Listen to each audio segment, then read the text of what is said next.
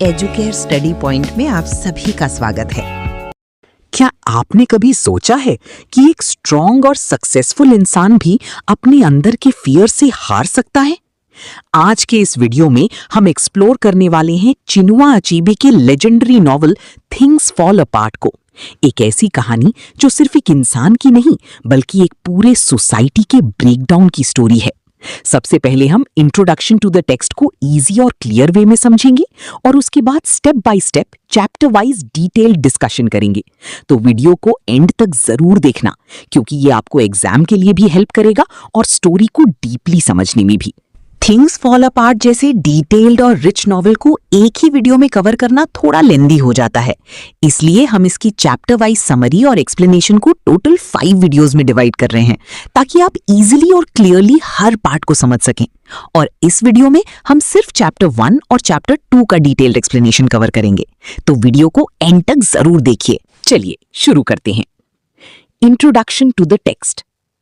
Things fall apart एक famous novel है जो चिनुआ अचीबे ने लिखा है। ये नॉवल 1958 में पब्लिश हुआ था और अफ्रीकन लिटरेचर का एक इंपॉर्टेंट वर्क माना जाता है।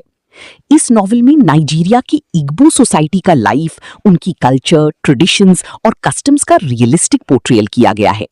ऑथर दिखाते हैं कि कैसे ये ट्रेडिशनल सोसाइटी ग्रेजुअली चेंज होती है due to the impact of European colonialism. Story का मेन कैरेक्टर ओकोंक्वो है जो एक स्ट्रॉन्ग और हार्ड वर्किंग मैन है। वो अपने फादर की तरह फेलियर नहीं बनना चाहता और सोसाइटी में रिस्पेक्ट और सक्सेस पाना चाहता है। थ्रू ओकोंक्वोज लाइफ अचीबे ने ट्रेडिशन और चेंज के बीच का कॉन्फ्लिक्ट दिखाया है। ये नॉवल सिर्फ एक इंडिविजुअल की स्टोरी नहीं है बल्कि एक पूरे सोसाइटी के ब्रेकडाउन और ट्रांसफॉर्मेशन की कहानी है। Chapter 1 summary. इस चैप्टर में मेन कैरेक्टर ओकोंक्वो का इंट्रोडक्शन दिया गया है और उमोफिया विलेज का सेटिंग बताया गया है। ओकोंक्वो एक स्ट्रॉन्ग, हार्ड वर्किंग और रिस्पेक्टेड मैन है। उसकी फेम तब स्टार्ट हुई जब वो 18 साल का था और उसने फेमस रेसलर अमालिंजे द कैट को हरा दिया जो 7 साल से अनडिफीटेड था। अब ओकोंक्वो एक सक्सेसफुल फार्मर है। उसके पास 2 बार्न्स फुल ऑफ यैम्स हैं, 3 वाइव्स हैं और कई चिल्ड्रन हैं।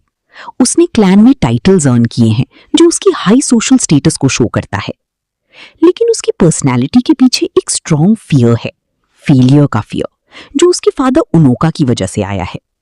उनोका को सोसाइटी में फेलियर माना जाता था क्योंकि वो लेजी, पुअर और ऑलवेज इन डेट था। वो फार्मिंग या फाइटिंग के बजाय म्यूजिक और स्टोरी टेलिंग पसंद करता था।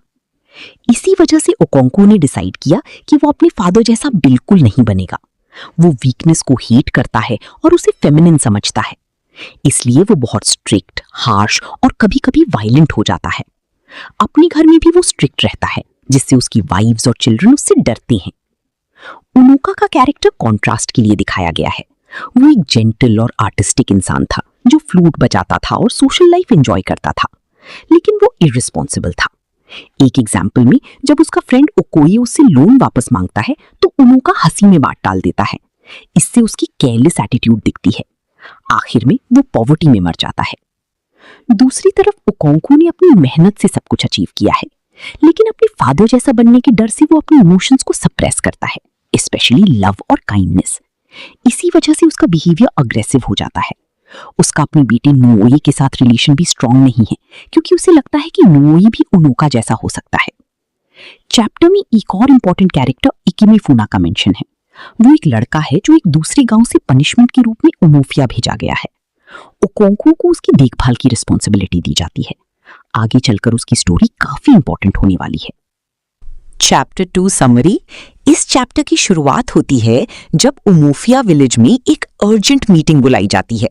एक मैसेंजर आकर बताता है कि पड़ोसी विलेज एम्बाइनो ने उमोफिया की एक वुमन को मार दिया है। इस न्यूज से पूरा गांव गुस्से में आ जाता है। उमोफिया के लोग वॉर के लिए रेडी हो जाते हैं, लेकिन पहले वो शांति से प्रॉब्लम सॉल्व करने की कोशिश करते हैं।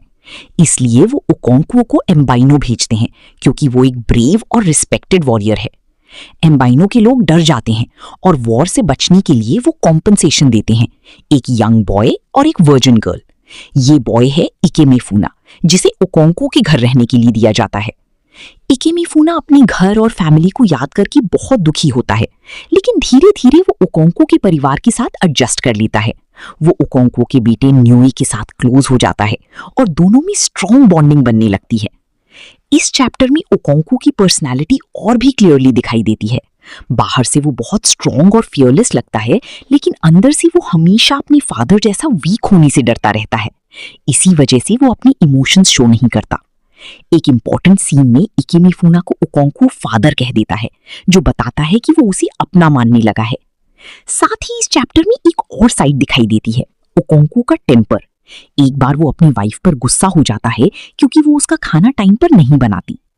ओवरऑल चैप्टर 2 में उमोफिया की जस्टिस सिस्टम, वॉर और पीस का तरीका और ओकोंको के कैरेक्टर की और भी एस्पेक्ट सामने आते हैं।